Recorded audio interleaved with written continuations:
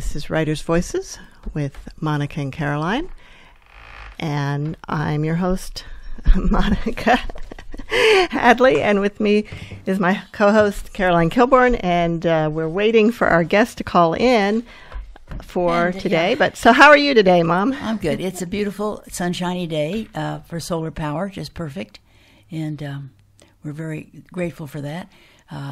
Lots of places in the United States are having a lot of problems, and fortunately, we're not. So our thoughts are with those people. We have beautiful weather here today, that's for sure. But like you said, this morning, earthquake in Mexico. Right. Yeah. The floodwaters have gone down in Houston. I was talking to someone there yesterday. So they're just rebuilding, recovering, but now some of it's just devastated. I mean, yeah, and now Irma is coming. Yeah. Has already hit Puerto Rico and St. Martin's and a number of Caribbean islands. Just horrible devastation there, and heading towards Florida as we speak. Yep. Wow. Well, Mom, why don't you talk a little bit about what we're going to do today, and I'm going to go and try and find our guest. Okay. This author, I'm sorry, I don't know how to pronounce her last name, so. I'm not sure either, but we're going to go with Homayoun, and we'll correct it once we get her on the line. All right. She's a noted teen and millennial expert, author, speaker, and educator. Her work focuses on promoting organizational, time management, personal purpose, and overall wellness for young people. Sometimes, as she points out in her book, the social media and the whole thing is overwhelming. Her first book, That Crumpled Paper Was Due Last Week, Helping Disorganized and Distracted Boys Succeed in School and Life, quickly became a classic among parents and educators for the pragmatic approach to executive functioning issues. Her next book, The Myth of the Perfect Girl, Helping Our Daughters Find Authentic Success and Happiness in School and Life, explores the real-life dilemmas of young women today and provides strategies for finding authentic success and happiness. It sounds like this lady knows what she's talking about.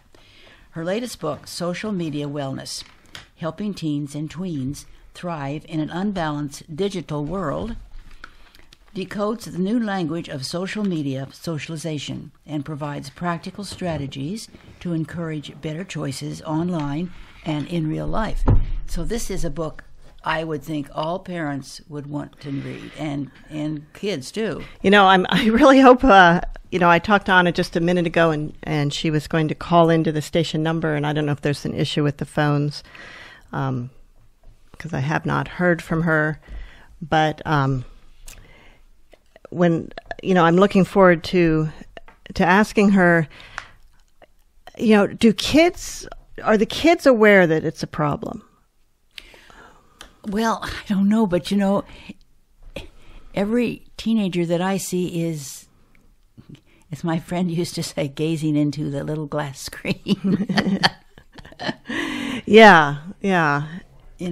Well, yes, and we all, as as adults and people who did not grow up with the screens, mm-hmm. We think, they're using it way too much, and there's been a lot of research done, and I'm sure Anna has information to share with us about that too. But what I'm wondering is, do the tweens and teens, and tweens are like 10, 11, 12, I think, I'm not exactly sure where it starts, but it's the preteen years. Do they think that they're using it too much? Or is it something that it's the adults just trying to get them to change behavior? I'm guessing that a lot of them actually are uncomfortable, based on what I've read in this book and the kids that she's worked with, that while some of them are resistant to change, some of them aren't. Some of them really aren't happy with the way things are going right now. I think you're There's the phone ringing. Let's hope it's her. Well, this book sounds extremely interesting. I think we'll learn a lot. And the title of it is Social Media Wellness. Okay. So Helping Tweens and Teens Thrive in an Unbalanced Digital World. Can we try one more time? Okay. Now, let me tell you about some of the chapters. In the prologue, the landscape, what today's social media world looks like for tweens and teens. The new language of technology and social media, so much has changed, yet so much remains the same. How social media and technology affect the overall educational experience. Now, this is, see, I was a high school teacher, and so I can't even imagine how it's changed. I've been retired for, 15, 20 years, so I can't even imagine what it's like now. But that's very important for socialization, self-regulation, and safety. These are very important factors. The background, where we've been and where we're going and why it matters. How we got here, the new social media, public profiles, private commentary, messaging, video and live feed, and virtual reality. These are some of the things she covers in the first chapter. So it's Hi, Anna. Welcome to Writers' Voices. Thank you so much for having me. I'm gonna try and turn my volume up here. Okay. So, can you pronounce your last name for us so we get it right? Homayoun. All right. Okay. And it's interesting because we were having technical difficulties. Anna tried to call into the station number. It wasn't answering. The phone seems to be working. James just tested it and it worked. But You want me to try again? I mean, I don't know. I've literally been sitting No. We're fine. You know what? I think we're okay, and we're just going to do it this way. And let's see. I'm trying to get the mic as close to my cell phone as possible. But it's interesting because, of course, you write about technology and issues with technology. Well, I know. I've also realized that we become so used to it working that when it doesn't, we're like, wait, what just happened? Yes. Right. Exactly. Yeah. Exactly. Yeah. All right. So James is going to try and help me here. All right. So how did you get involved in this? How did this become your area of specialty, Anna? Well, so I first started working with teenagers on organization and time management about 16 years ago. And I found that if you help kids organize their time, they would have more free time to figure out what they like to do. And when they first started coming into my office in the Silicon Valley, they would tell me, their biggest distractions were food, sleep, their sibling, their pet, daydreaming. And then about a decade ago, I noticed that their distractions were changing, right? And more things were creeping in from online that were distracting them from getting their work done. And about 6 or 7 years ago, many of the schools, not just in the Bay Area, but nationwide, started bringing tablets and computers into the classroom. And many schools that I started visiting because of my first 2 books on organization and time management and the culture of perfectionism, I was finding that they had the greatest technology and they had all this training around how to use the technology, but they really weren't focused on how to help kids make better decisions online, how to compartmentalize their time. And what we started doing in our office was helping kids manage distractions. And then what I realized in order to do that effectively was I had to learn the language of social media socialization and really speak the language so that teens could, relate to me and know that I was on their side. And so that's how I started working really in-depthly on social media. It came from the organization, time management, and overall wellness perspective. But over the last 5 or 6 years, we've seen how social media has totally changed the landscape of being a tween or teen today. So, Anna, do you think that do the tweens, do they think that there's a problem, or is it we adults that think there's a problem and are trying to fix it for them? I think a lot of times kids recognize that there is an issue when you allow them to be self-aware. So one of the things that I talk about in this book is called 3 S's, right? Healthy socialization, effective self-regulation, and overall safety. And one of the major things I think about when I think about healthy socialization is encouraging self-awareness and also encouraging kids to do what I call figure out their why. Why are they going online? Why are they picking up their phone?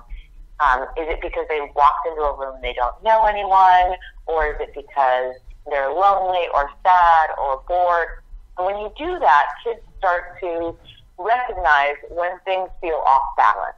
And so I do think kids will come into my office, tweens and teens, and they'll say, I'm not getting enough sleep, or I'm really irritated, or I feel like I'm never off and able to rest.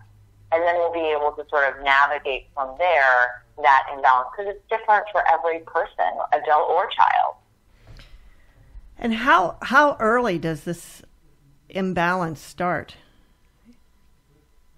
Oh, well, it depends for every child. And when I travel all around the country, I see that kids have access to devices at different ages and different communities, right?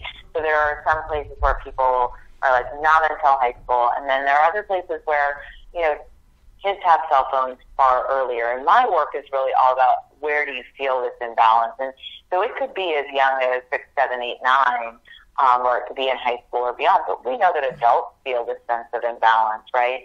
And so my work is all about helping give tweens and teens the tools to make better decisions so they feel healthier, and also giving parents and educators the tips on how to have those conversations in a way that's effective. Because a lot of times what's been happening so far is there's a lot of fear-based conversations, like don't do this because this will happen.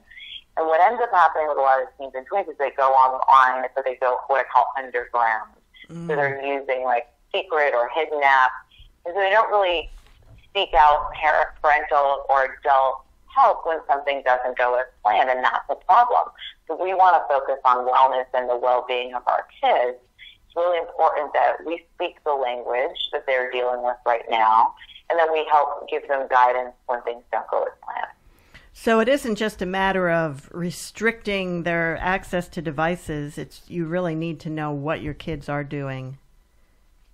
And absolutely. Yeah. Yeah. So in terms of effective self-regulation, that second F, it is very hard for adults, right, to self-regulate. We all know somebody who has a hard time staying off their phone. Oh, yeah. And it's even harder for tweens and teens who, that prefrontal cortex is not fully developed. So where they are in terms of making good decisions, so they might want to get to bed earlier, but that notification is so tempting. Or that, can I check one more time to see how many likes I have on that photo? We help kids understand where that temptation comes from, and we also help parents understand that to come from a place of compassion and to help kids build in sort of digital detox is an important part of parenting today.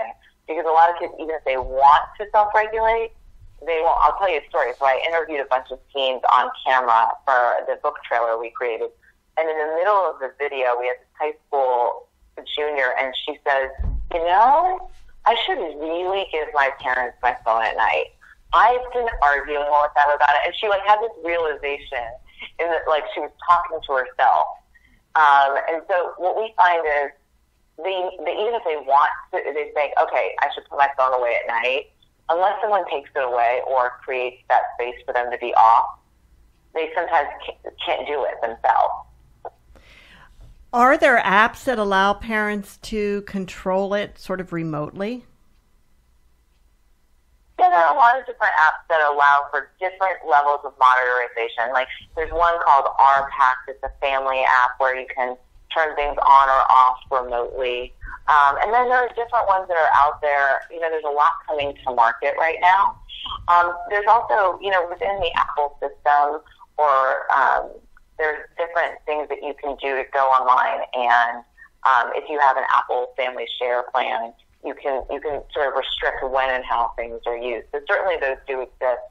A lot of times people tell me, though, if you simply try and restrict what I'm on or take it away, you don't realize how many devices I might have in my bedroom. And that's why we say it's not just about restricting. It's also about having a conversation and getting kids intrinsic motivation and buy-in. And that's literally been about 15 years of my work, is how do you get kids to buy into making behavioral changes that promote their own well-being, Wow. right? Mm-hmm. So how do you motivate them to make change? And that's what I do in my office.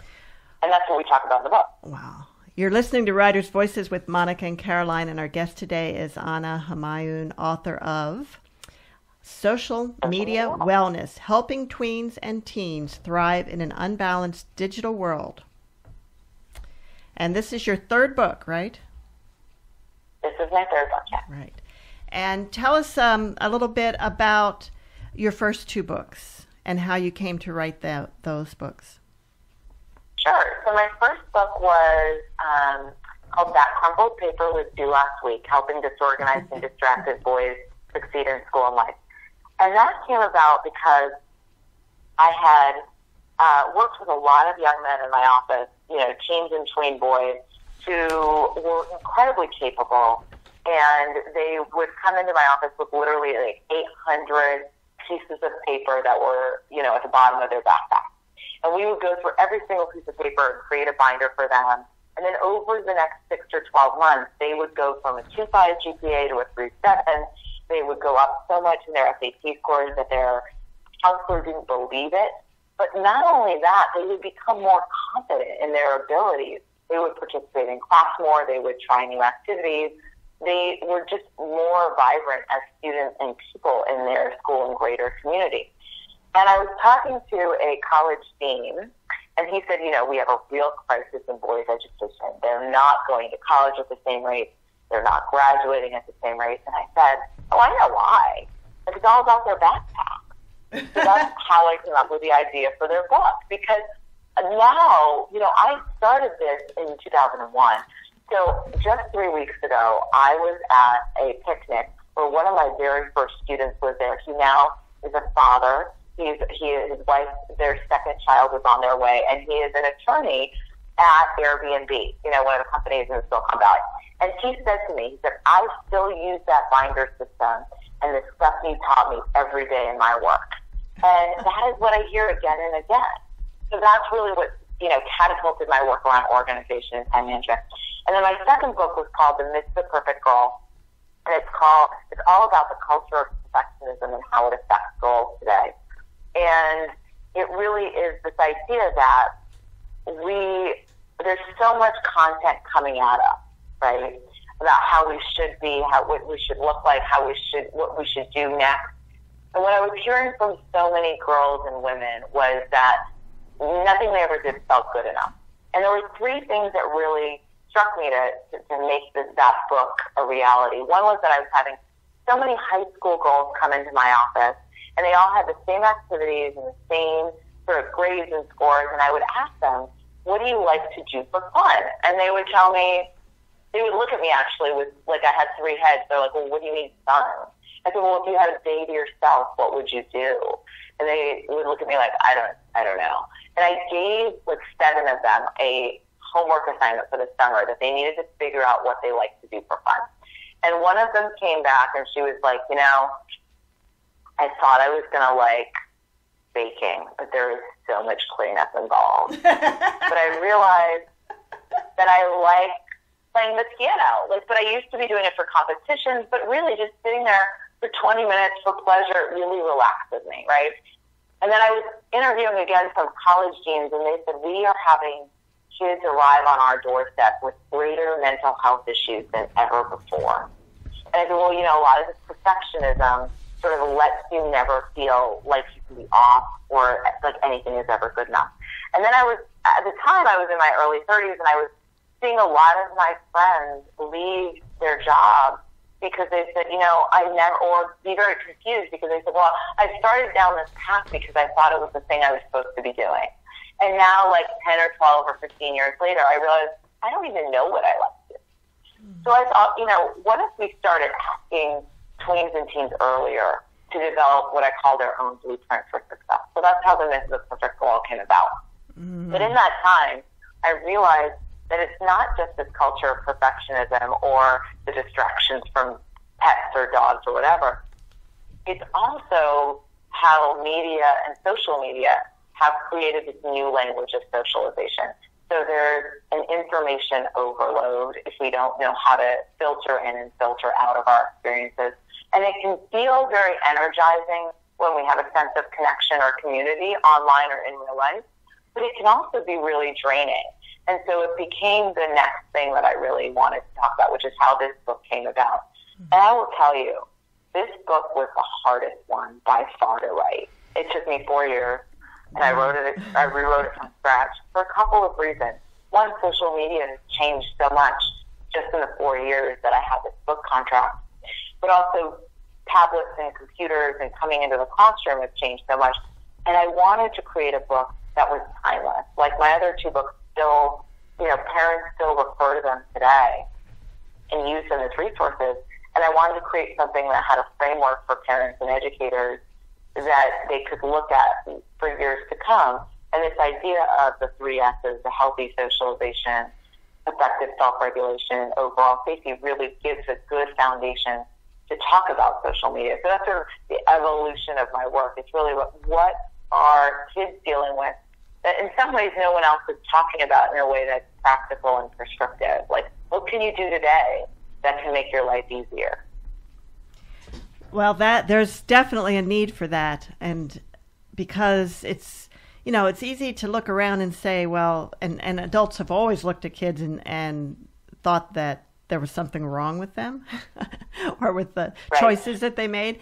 But to have, as a parent, a teacher, or just an interested adult, to have ideas about how to help kids make their own lives better is more important than just diagnosing the problem. Absolutely. And that's what we found, is that the books are really about how do you talk to your kids. And the interesting thing is one of the things that consistently comes up when parents review the book, and educators do too, is how much attitude and approach, which I talk about in all 3 books, is important. And particularly in social media, we hear so much social media is good or bad. And I talk in the book that it's not good or bad. It's a new form of communication. And we have to come at it from a perspective that we need to understand the language, come from a place of compassion, and one that we give kids tools to help them start making better decisions. Because they want to make good decisions, but a lot of times they don't know where to turn for good advice. Parents don't know what's out there. I mean, there was just an article in the New York Times this week about the latest apps, and there's a new one out there called Yellow, which has been called Tinder for teens. Swipe right or swipe left if you want to be friends with somebody. And it also has this geolocation app, part of it, where when you open the app, people know where you are. Well, that's a total safety issue. I guarantee you most parents didn't know that, right? Or, one of my students in our office showed me her Snapchat SnapMap. So the SnapMap feature, every time you open Snapchat, will tell all of your friends where you are exactly at that moment. That's a big safety, and it's pretty hard to turn off. So parents aren't aware of it to have conversations with their kids, not from a fear base, but from hey, let's focus on your safety. Let's focus on finding good solutions. And not be like, okay, you can't use any social media because it's all bad. So that's just not going to work, right? There's some positives that come from that connection online. Anna, are the makers of these apps thinking about this stuff at all? Are they aware of how dangerous it can be?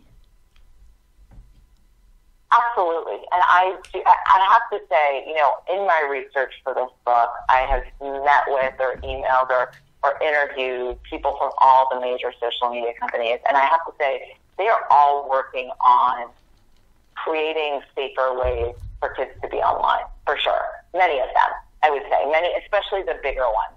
There was an article, I think in this month's Wire, about Instagram and their founders, about how they're really working to make the internet a nicer place within the Instagram community. And one of the features of Visco, which is another app that's photo sharing, and Instagram now has this same feature as well, that you can turn off the comments. or you can easily report and block anyone on most of these apps. And these things work. It's just that when you talk to teens and tweens, they'll tell you sometimes if they haven't gotten the education around that they have a choice to opt in, that they have a choice to opt out, that they should identify what's energizing and draining. And they'll often say to you, well, I don't want to report or block anyone, right? I want to let anyone who wants to follow me because my follow numbers are important. And these are the ways that when parents and educators understand the language, and that's why I put so much into this book, then they can start having the conversations like, yeah, actually, look at who's following you and decide whether or not you want to include them. You know, think about why are you putting on comment, you know, if you want to share photos, is it about getting comments? And have likes and love become the new barometer of popularity? And if so, let's talk about that, right? So these are the ways that parents and educators just have to be aware. Most adults, right, they didn't deal with social media as a teenager. They don't know what it's like to be broken up with over text message and then have it blasted over Instagram or whatever. They don't know what that feels like. So it's just a new way of socialization that we sort of all have to adjust to and build tools around. Is this, okay, do teens, do they approach this because they don't have personal friends, and so then they're seeking friends on social media? Is that part of the problem? Yeah, I think it depends. Yeah, so one of the things that's really interesting is I work with a lot of kids who have moved, right, from one place to another for a number of reasons. I have a number of families that I've worked with that live around the world that are American expats, but I also live in the Silicon Valley where, you know, there are people that are moving in and out. And I've seen the positives of social media where kids stay connected and have community with people they've known for a long time, and that's a positive. I've also, I use this example in the book, there was a young woman who didn't feel like she had a sense of community at school, but she had built a Tumblr account and really felt like she had a community that was positive and social online. And one of the things I talked about in both The Myth of the Perfect Girl and Social Media Wellness is the importance for everybody, but particularly teens and tweens, to find that they have multiple community clusters. And what I mean by that is communities they can turn to for support. What often happens now in our world that feels so segmented is that we have one community. Maybe that's the main school community. But really, when we as adults feel like we are successful and connected, we have multiple communities that we feel like a sense of connectedness to. So for me, it could be my alumni school community from my college, or my professional community, people that work in my office give me a sense of community. My family friends give me a sense. Those are 5 different, you know, clusters. Some of them may overlap. And when I talk about online clusters, for some kids that can be positive. Think about a kid who lives in a rural area who may have issues around identity that they're exploring, or they have different political beliefs than people that live near them, and they want to sort of explore that online.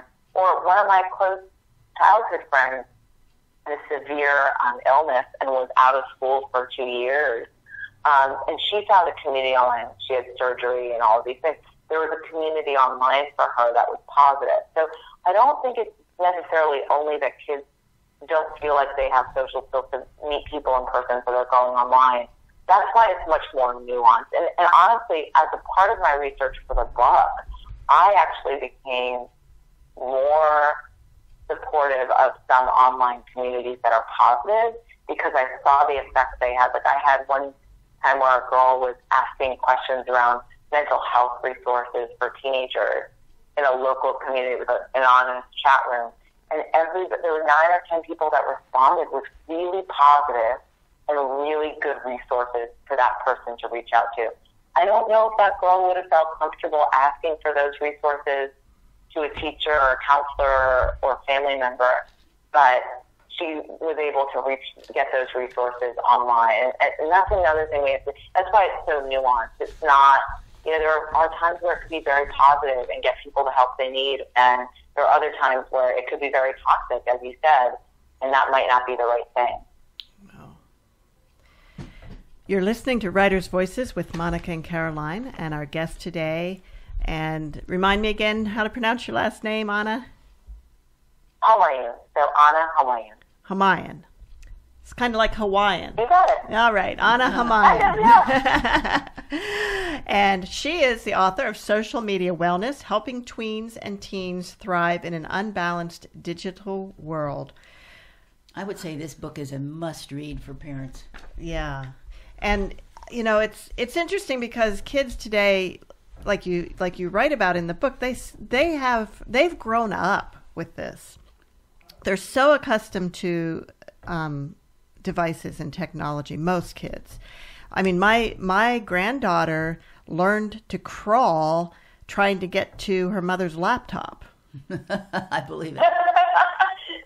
I mean, it's true, right? Right. Like my nephew really grabs for the phone at all times, and it's very shiny. You're right. Yeah. They grow up in a different way than we do. By age 2, she knew how to use an iPhone, an Android phone, an iPad, a Kindle. She knew the difference between them, and she knew how to search YouTube and find her, what she was really into was surprise eggs videos. Oh, that's funny. where so kids, funny. yeah, they have these eggs and they break them open and there's toys inside them. And my grandson at about 5 or 6, he wanted to start his own YouTube channel. And but his parents wouldn't let him. But you know what's really funny though? I don't know about you, but I have found that it's really interesting to see kind of the evolution of a child's brain, right? And how fast they develop and sort of and just like when you think about it with technology. And why I mean that is like my nephew can do things that I kind of look at him and I'm like, oh my gosh, last week, and it's using technology or grabbing the phone or whatever. Where I'm like, wow, you've come a long way in just a week. Oh, yeah. Right? In terms of growth and development. And I think it becomes even more clear with technology. As you said, you know, your granddaughter's like knows what YouTube is and knows how to find her thing. And you're like, before YouTube, would I have known that she had that level of, you know, specialization of identification? I don't know. It's interesting. But kind of one of the cool things, like when my grandson wanted to do the YouTube channel, it's because he and I made this video together of the story acted out with his little play characters, and we wrote a song to go with it, and he did like the title pages. He would draw pictures and write, you know, by their names and stuff, and we'd film the title pages. So we made so it was very creative and interesting. It was interactive. Yes, it was. And you bring up a really important point, right? So there's actually a lot of research that it's not that you need to never use screens, and this is why I wrote the book around wellness, is that there actually are opportunities, even with younger children, that if you are interacting with them with a screen like you did with the YouTube and creating, there are ways to promote creativity, promote interaction. You know, the research does suggest that it's like less screens, but it's also screen time is all different, right? Interacting or calling grandma via Skype and interacting with her online is very different than just handing the child a device to play with on their own. Right. And so, you know, spending the time with them and collaboratively, there's actually benefits that, because, again, as you said, creating the title page, shooting the video, thinking about all those things, that's next level thinking, which is really important. And he was like 5 or 6. So right. Yeah. Now the problem is he's 7 going on 8, and he loves Minecraft, and I'm a total flop so far at learning how to play it. So I've got to get it figured out, you know. Minecraft is very addictive. Yes, there is a reason why there are communities of Minecraft. I will, you know, you bring up a good point though. Like what I always tell parents, grandparents, educators to do is really have kids be your teacher about what they're using, what their friends are using. I always ask, and that's how I get so much of my up-to-date information, right? Just last week, one of my students in my office was like, oh yeah, you know what we do when we don't want our parents to read our direct messages or DMs, we send them a photo. Our friends, we send them a photo over Instagram direct messaging because the photos all self-destruct. So we write the message on the photo, send the photo, my friend looks at the photo, and then the message self-destructs. So when my parents go in to look at the direct messages, there's nothing there. There's just a history that photos were sent. So I'm like, oh, how interesting. This is your next level. But she really shared it with me. She was like, yeah, let me tell you exactly what I'm doing. See, you can and then she showed me on her phone. And I was like, these kids want to tell people, right? It's not like they want the interaction. Or I had another girl, this is actually pretty interesting, and I think parents and educators should be aware of it. One of the things that a lot of parents are using are tracking devices so they know where their kids are. And there's a lot of safety reasons that they might do that, and their kids already know that. But what friends are doing are tracking their friends and then shaming them if two of them hang out together and the others aren't invited. And I've had kids come to my office being like, this is really stressing me out. You know, my friends are following me on an XYZ tracking device. And then if, three of us get together and they're not invited, we get shamed about it or bothered about it. And I'm like, well, do your parents know? And they're like, oh, no, we haven't told them. And so that's the kind of thing where I'm sure they want to share because they want to talk about, okay, what are my options here? And, when I talked to that young girl, she was like, I'm just going to opt out. I'm going to take myself off the device so they can't track me. These are next level things that kids are dealing with. Not all kids around the country is different in every community, but good things for parents and educators to be aware of by asking kids, right, and being part of it, like you are with Minecraft, learning how to use Minecraft. Right. And I bought him a Lego set, a Minecraft Lego set, so we could build that together, and he liked that. That's awesome. That's terrific. Yeah. Oh, and we acted out too. We do live action Minecraft. I'm pretty good at that. There's the Ender Dragon and the zombies, and he must love doing that with you too. It must give you guys quality time together. It does. It does. Yes, it does. But I'm not quite up to speed. Up until this year, it was all dinosaurs, and I was pretty good at that. But I was usually the human dinosaur hunter, and he was the dinosaur most of the time. Do you feel like it's given you brain challenges too, though? The Minecraft's pretty brain challenging. Oh, it's yes. Very puzzle oriented. Yes. Right? Yes, absolutely. Absolutely. It's like brain calisthenics, I think. When I go along with my students, I'm like, oh gosh, this is so interesting, and my brain needs to be fully alert for this. Yeah. And that's the thing. There is a lot of, the world of tomorrow, a lot of jobs are going to require that familiarity with technology. And you don't want your kids to be left behind either. So how do you walk that line? Right. And exactly, what I often say, parents are, when I visited the schools around my first two books, right, parents would often say, are we doing all the right things? And I said, one of the things to really think about is helping kids develop their own values around what's important to them. Because the jobs that exist today didn't exist when they were born. And likely when they're fully adults, if they're 10 or 12 right now, there are going to be jobs that exist then that don't exist right now. So instead of focusing on preparing kids for a specific job that may no longer be there, focus on helping them develop what I call their own blueprint for success, developing their values, helping them build better behavioral habits around healthy socialization, effective self-regulation, because when you learn the technology, sure, it can be effective, but also learn the skills on how to regulate yourself so you don't fall into that addiction trap, and then keeping yourself safe at all times. So giving kids that framework will prepare them for whatever the next thing is, whether that's in technology or otherwise. Now, Anna, there's a lot of press now and then about victims of cyberbullying, and sometimes it's very serious. Do you deal with, you address that in this book? Absolutely. So you bring up a really important point around cyberbullying. My opening story in the book is basically what inspired me to write the book. And I had visited a junior high or middle school, 6th, 7th, and 8th, and I'd spoken to this class on their very first day at school.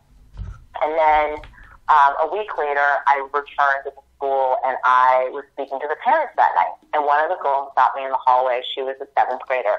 And she said, "Thank you so much for your talk last week." And it was so helpful, so much more helpful than I thought it was going to be.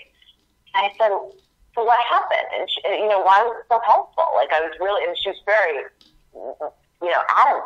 And she said, "Well, I realized that I have a choice on how I spend my time. And all last year, I was in my room, and my parents thought I was on my homework, doing my homework. But really, I was on this site that allows for people to ask you questions anonymously and make, post comments about you anonymously. And people were saying really mean things. And sometimes at night, I couldn't sleep. But you helped me realize I have a choice in how I spend my time." And so that night, after your talk, I went home and I deleted the app. And I was like, "What? Really?" I deleted my profile. And so the reason I say that is, one, I then asked the people in the audience that night how many of the parents were familiar with that site, that app, and literally 2 hands out of 300 went up. Wow. So that girl was on it all last the year before. People were saying mean things, and she wasn't turning to anybody. So one of the things I talk about in the book is this idea of who is your kid's crisis PR team.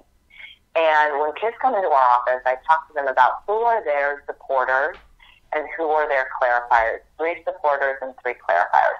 And I want them to identify that proactively, and this is what I encourage parents to help their kids do too. If something doesn't go as planned, either in real life or online, like something gets shared, something gets said, whatever, who are the people you can turn to? Supporters, maybe your peers. Clarifiers are adults, maybe a counselor, maybe a parent, maybe a teacher, but identify who those people are in advance. And we know that as kids get older, sometimes they won't want to go to their parent right away for certain things. But we just, as parents, need to make sure that they have somebody to turn to.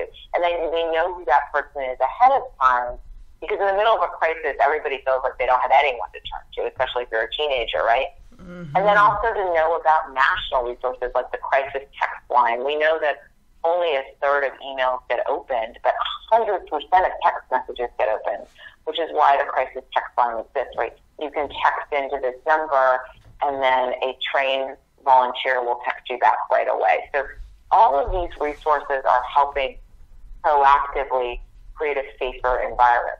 Not only that, but help kids understand that they are fully empowered to block and report if something happens that makes them feel uncomfortable.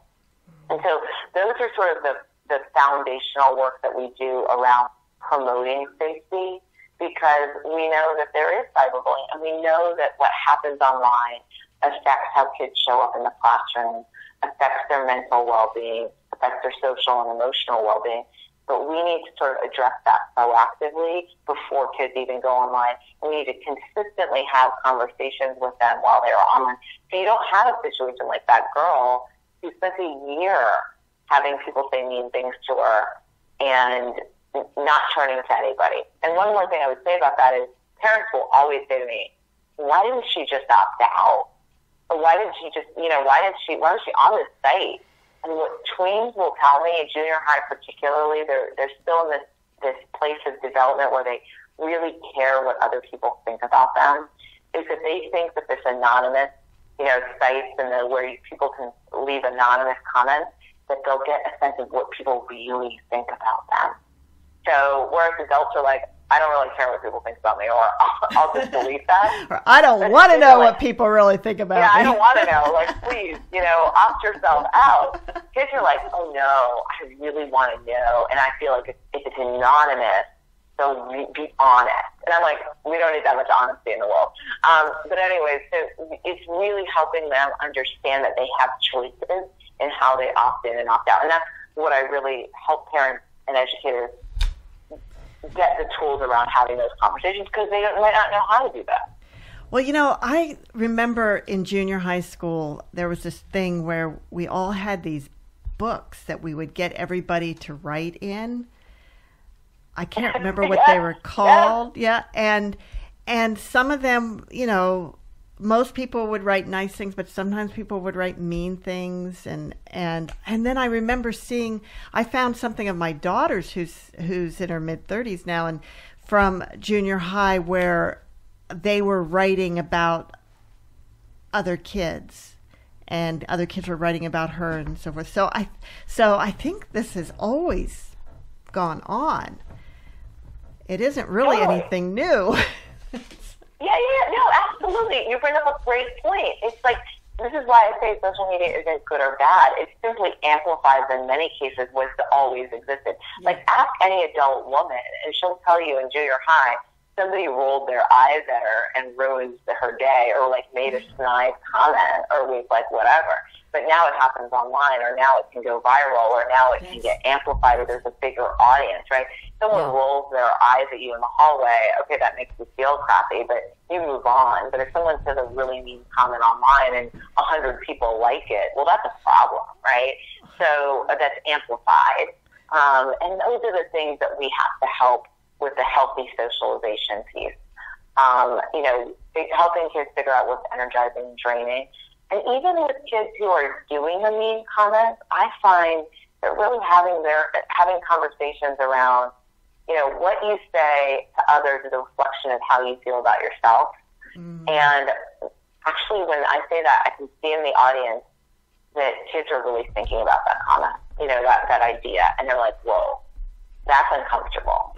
And then it helps them start to intrinsically be like, oh, maybe I need to make some changes. And we see, when I talk to heads of school and principals and all that they see that there's a shift in the culture over time when they start to implement some of the curriculum from all of my books, but particularly including this book, about changing the dynamic of the socialization, because we help bring things to the forefront, not from a don't bully perspective, which is important, but really about, let's talk about feelings, and let's talk about energy, and let's talk about what you're putting out into the world and what you're getting back, and making it all about them rather than saying, just don't do that. Well, I've always, whenever I run across someone, an adult, who is unkind and behaves unkindly, I always try and remember that they must be very unhappy. Because happy people aren't mean to other people. No. And even more so, these kids that are doing this bullying must be very unhappy. Well, that's why we talk about how can we get to that sort of basic level of helping them understand what their values are, helping them identify that, helping them identify interests, ways to find their own sense of purpose earlier. That's been the forefront of my work for the last 16 years, is that when we help kids find purpose really early, we naturally give them things to gravitate towards that makes their overall wellness improve. It improves everything, right? What it was really interesting, after my first book came out, one of the women I interviewed said, I've interviewed, it was Lisa Belkin, she used to write for the New York Times and do stuff on careers, and she said, I've interviewed thousands of people, and the people who love their jobs the most typically started on something they liked to do when they were a kid or a teen. And I said, well, the thing is that a lot of times now with social media and with all these other things, kids don't have time to figure out what they like to do, which makes them irritated. But if we give them that time and that space and that opportunity, they can figure out how they want to engage online and in real life, and then make choices of opting in and opting out. Because you're right, generally people who are mean don't like themselves, for kids and adults. Well, now, these people, the bullies, and especially something goes viral, as you say, doesn't that give them a feeling of power over whoever they're bullying? I mean, that's part of it, isn't it? It is. It's this instant gratification, right? It's like a quick hit of feeling good because you did something mean in the moment. But for some kids, right? But the long term it's actually pretty draining. And that's what we try and help kids see in the work that we do, and that's what we help parents and educators have those conversations about, really helping them kids figure out how can we be more energized, be happier, be more purposeful, and in doing so, get closer to what we want to have in our life, whatever that may be, when you can identify what's important to you and you want to move towards that goal, we can see that when we ask it, okay, are these behavioral choices, including being mean online, is that moving you towards where you want to be, or is it moving you away from where you want to be, right, based on your values that you identify? So we have all these exercises in the book around that. And kids are really good about being self-aware. When you start asking them questions, they're really in the moment. They love doing the values exercise. They love doing it because they love talking about themselves. Developmentally, it's all about them, right? That age right. Really about them and their development. So I'm like, oh, yeah, that's how I get you to buy into this and make it all about you, right? And so, I was like, I visit schools all around the country and people are like, how are kids so excited about your work or like visiting you in your office? And I'm like, oh my gosh, I make it 100% about them. If it's not other teachers or their parents, about them. I am not here for anything but their benefit. And they're like, oh, well, this woman's cares only about me. Great. All into it. You're listening to Writers' Voices with Monica and Caroline, and our guest today is Anna Homayoun, author of Social Media Wellness, Helping Tweens and Teens Thrive in an Unbalanced Digital World. So where is this book available? Where can we get this book? You can get it wherever you buy books online. And if you go to, the cool thing is I really wanted to help parents implement this book and educators. So if those who buy a copy of the book, they can always go to my website, and which is annahomayoun.com or socialmediawellnessbook.com. And they can put in their information and then get a free ebook, which is like 20 pages, filled with exercises on how to implement it. And we have parent, educator, and student versions. So my whole goal with this book, which took me 4 years to write, as I said, is that I want to change the conversation for kids and parents and educators so we have more positive experiences online and we intrinsically motivate kids to make better choices, even when parents aren't watching, right? Because we can't be watching them, and we want to give them the skills to go out into the world and be successful. Well,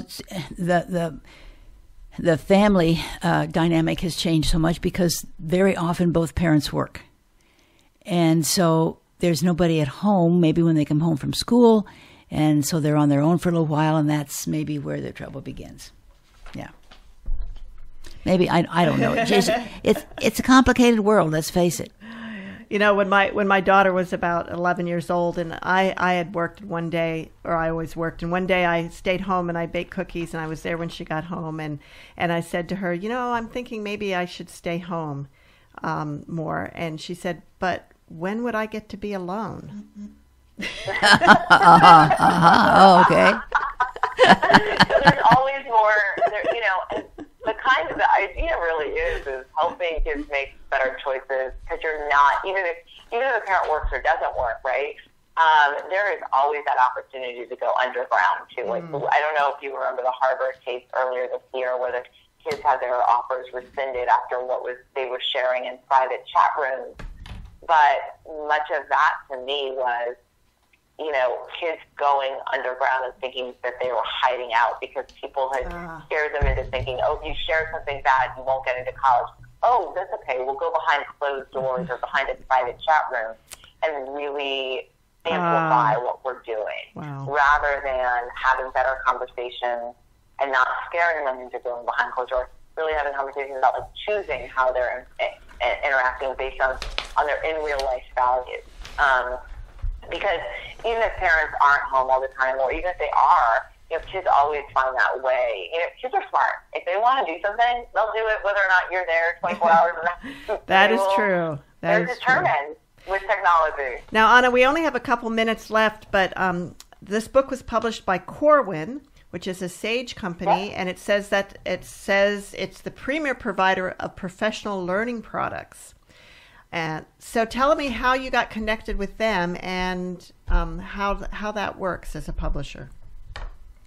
Sure. So actually, my first two books were published by Penguin, Perigee, and then this book actually came about because I wrote an op-ed on teen girls in prom in the San Jose Mercury News. And I wrote how, like, at this local high school, all these girls, at the time, they were using Facebook. Now kids use Instagram for this. They were posting their prom dresses so that no two girls had the same prom dresses.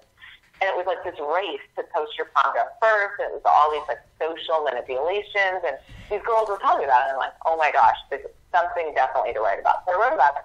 And this editor at Stage reached out to me and said, this is really interesting. Have you thought about writing a book about that? And I thought, oh, okay. So I started the first draft of this book was really about girls and technology. And truly one of the things I say is, sometimes the best writing comes from rewriting. Because, as we all know as writers, right? Right.